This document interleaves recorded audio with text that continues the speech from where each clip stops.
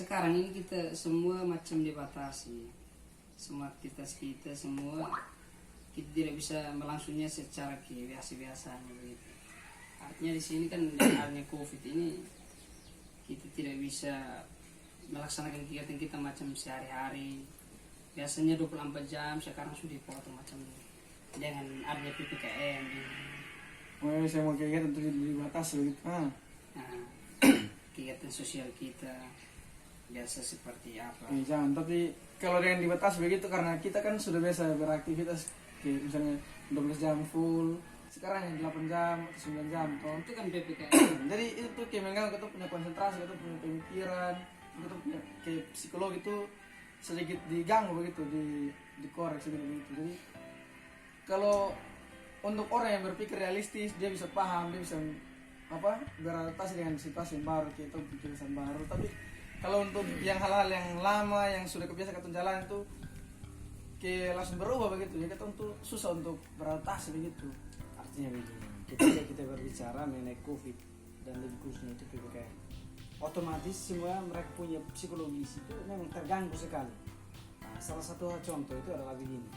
Misalkan saya ini yang sudah bekerja, bahwa misalkan saya biasa kerja itu dengan target waktu itu minimal 12 jam. Nah, 12 jam itu otomatis digajikan sesuai dengan 12 jam. Tapi dengan adanya COVID dibatasi saya hanya kerja 8 jam.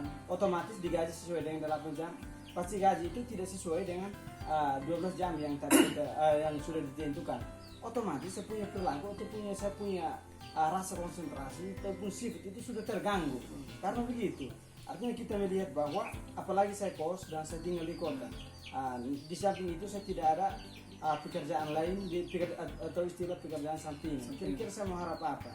Nah, otomatis dalam gajian 1 bulan itu tidak menjamin saya kehidupan saya dalam keluarga. Saya mau bayar kos, apalagi saya mau bayar kos misalkan saya sebagai anak kos, ataupun sebelum kebutuhan logistik misalkan makanan, minuman, dan kebutuhan pakaian dan sebagainya. Otomatis saya punya kehidupan dalam keluarga itu memang tidak tenang sama sekali. Kita punya kebutuhan yang kita biasa punya, yang kita sudah atur dengan yang kita punya gaji yang selama 12 jam kerja yang tiap tahun. Semua kan sudah diatur toh, sudah tertata rapi yang bagus. Tapi semenjak COVID hadir, semua itu langsung berubah. Jadi kita juga harus mulai dari awal lagi untuk mengatur ulang, menata ulang kita punya kebiasaan, kita punya tata hidup, keuangan yang kita atur sudah bagus-bagus, terakhir harus dirubah lagi, harus bisa lebih hemat. Karena kita punya yang keuangan, kita punya gaji yang kita dapat dari yang 12 jam kan beda dengan yang 8 jam. Kalau kita sudah dengan sendirinya kita sudah bingung ini mana sih kita punya uang ini, kita bisa pakai dan bisa kita cukupkan untuk kita punya hidup sehari-hari. Bahkan begini, Salah satu contoh gitu juga ini sudah. Artinya kita mahasiswa sekarang, artinya kita punya proses belajar mengajar sekarang. Macam keefektifan dalam membahas mengajar kita sekarang tidak efektif. Karena itu dengan adanya COVID, biasanya yang kita lakukan itu dengan cara offline. Artinya kita belajar atau tatap muka begitu. Artinya kita lakukan di kampus. Sekarang karena dengan adanya COVID atau dengan adanya PPKM ini, sekarang kita semua dibatasi belajar mengajar kita dengan cara online. Artinya di sini kalau dengan cara online itu menurut saya sih tidak terlalu efektif, karena banyak mahasiswa yang masih dalam keadaan kuliah, dia bisa saja melakukan kegiatan-kegiatan lain, misalnya duduk bercerita atau dengar musik, menonton TV, melakukan pekerjaan lain. Itu karena apa? Dengan adanya COVID, artinya sekarang sudah mengganggu psikologi kita. Artinya gerak kita atau aktivitas kita dalam setiap hari kita sudah dibatasi. Lalu yang berikut, salah satu contoh lagi, misalkan dengan situasinya COVID, secara psikologis atau dengan pembentukan karakter atau sikap kita berubah secara drastis. Misalkan salah satu contoh, norma-norma ataupun sikap yang kita sudah membangun secara artinya kita sudah pembawaan dari sejak lahir, tapi dengan adanya COVID, salah satu hal yang paling konkret itu adalah ketika misalkan ketemu teman di kampus ataupun teman kerja, bahkan teman jalanan ataupun di mana saja. Ya, kita punya kebiasaan ketika ketemu itu salah satu contoh itu adalah menyapa, senyum, dan lalu yang berikut itu adalah saling berjabat tangan, bersalaman. Dengan situasinya COVID itu kan sudah dipilihkan bahwa harus jaga jarak minimal sama kayak siwa ancaman. Ya, minimal berapa ya, itu memang itu adalah salah satu kewajiban, tetapi otomatis karena kita tidak ketemu kontak fisik secara langsung untuk berjabatan, secara psikologis memang kita merasa itu hal baru. Kita punya perilaku itu kan sudah terasing, dan itu membentuk salah satu sudah membuat sekat antara kita. Iya. Artinya di sini yang dulunya kita selalu berjabatan tangan, berpelukan, karena artinya gas saudara ini kita asli biasa budaya timur ini kalau macam saudara dia bertemu itu harus kawan baru datang atau saudara baru datang atau siapa kakak siapa adik ini baru datang, biasanya bersalaman dan berpelukan. Sekarang dengan adanya COVID, saudara kita yang baru datang dari macam saudara kita yang baru datang dari rantauan macamnya Bali atau Jakarta mana sudah lama di sana dan kita sudah lama tidak bertemu, akhirnya dia datang, kita sekarang sudah berpikir bahwa jangan dia datang ini sampai ada bawa COVID atau apa. Padahal saudara kita sehat-sehat, tapi kita berpikir seperti itu. Artinya di sini kita berpikir bahwa dengan adanya COVID sudah membuat sekat.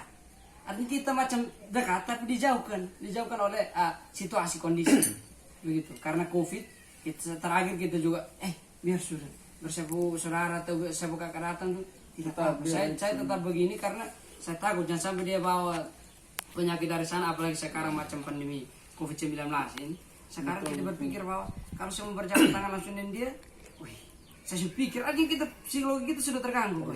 Jangan sampai saya pikir dan dia ada bawa penyakit, atau dia ada sakit, atau dia ada sementara tertular COVID-19, tapi saya tidak tahu. Jadi begitu. Sekarang kita lihat lagi COVID sudah terjadi, artinya diskomunikasi lah antara kita. Jadi yang baik itu juga begini. Kalau misalkan kita berbicara itu kan tidak terlepas dari kita punya budaya.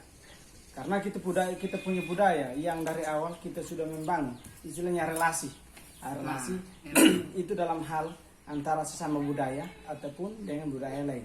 Misalkan salah satu contoh yang paling konkret dan paling nyata itu adalah kami orang Sagu yang biasa sudah menjadi tradisi dalam kami punya budaya bahwa ketika ada pertemuan ataupun ada acara-acara adat, itu hal yang pertama yang kami tanamkan di kami punya budaya itu adalah cium minum. Betul.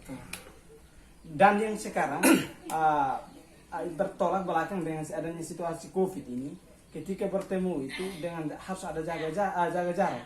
Namun hal itu sudah dengan sendirinya kami punya cara berpikir ataupun psikologis itu sudah terganggu. Bahkan sudah merasuki ketemu begitu.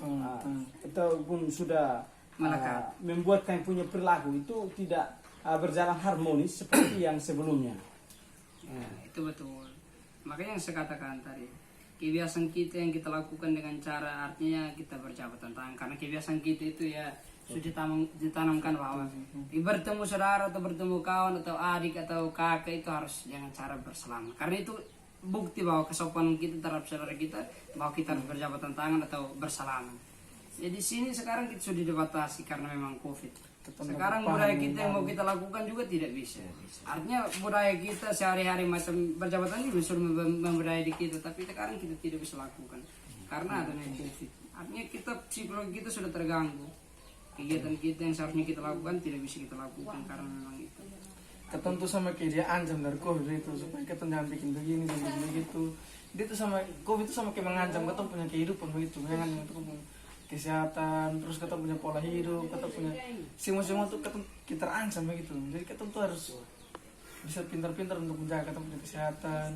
Jadi memang itu benar. Kalau kita berbicara mengenai budaya ataupun tradisi yang sudah dibangun secara turun-temurun, dengan adanya kita yang generasi milenial atau generasi sekarang, kita tidak bisa merubah kita punya budaya.